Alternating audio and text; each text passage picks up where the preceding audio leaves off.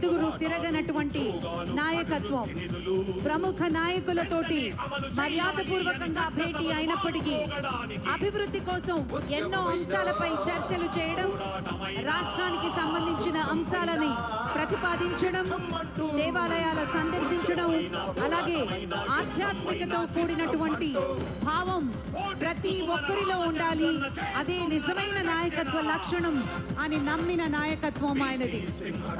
ఒకవైపు విద్య, ఉపాధి, ఆరోగ్యం, సామాజిక శ్రేయస్సు, స్థానిక ప్రజల్లో ప్రత్యక్ష చర్చలు, ఇలా సమస్యలను ప్రభుత్వం దృష్టికి తీసుకువెళ్లడం మాత్రమే కాదు, ప్రజల బాధను తన బాధగా భావించే నాయకత్వం ఆయనకి మాత్రమే చెల్లింది. ఇది కేవలం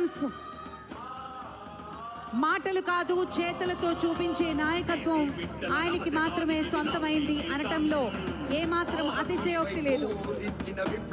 మనందరం చూస్తూ ఉన్నాం, ప్రతి ఒక్క పోరాటానికి ఆయన ఊపిరి పోశారు. ఆ పోరాటం ఒక సహాయాన్ని అందిస్తుంది అనే ఒక వ్యక్తిత్వంతో పాటు ఒక బలాన్ని ప్రతి ఒక్కరికి చేకూర్చారు. పడుగుల గొంతుకుగా ప్రపంచనాన్ని సృష్టిస్తూ సమస్య ఏదైనా పరిష్కారం మాత్రం ఆయనే. ఒంట్లో బాలేకపోతే విటమిన్స్ వేసుకుంటాం, సప్లిమెంట్స్ వేసుకుంటాం. బాధ అనేది వస్తే, కష్టం అనేది వస్తే, బాధ అనేది వస్తే వైటమిన్ ఆర్,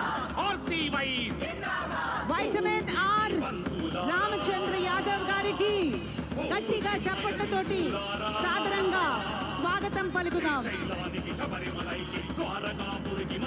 ప్రత్యక్షంగా ఎటువంటి హాని లేకుండా ప్రజాపక్షంగా ఆయన నిరూపిస్తూ ఒక యోధుడిగా నిలబడటం అందరికీ సాధ్యం కాని పని. అందరి దృష్టిలో కూడా ఉన్నతమైన వ్యక్తిత్వాన్ని సంపాదించుకోవడం చాలా కొద్ది మందికే సాధ్యం అవుతుంది.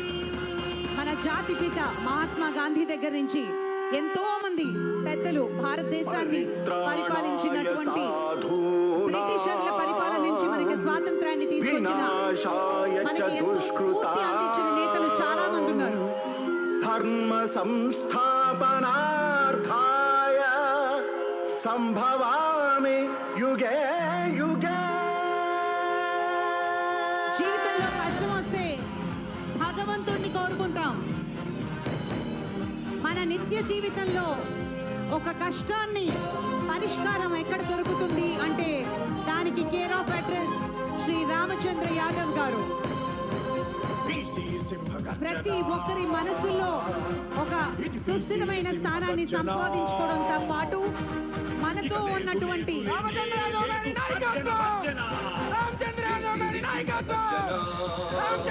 శ్రీ రామచంద్ర యాదవ్ గారికి స్వాగతం పలుకుతూ శ్రీకృష్ణ జాంబవతి మన హక్కుల కోసం, ఐకమత్యంతో అధికారం కోసం జరిగే నిజాయితీ చేస్తున్న రచన.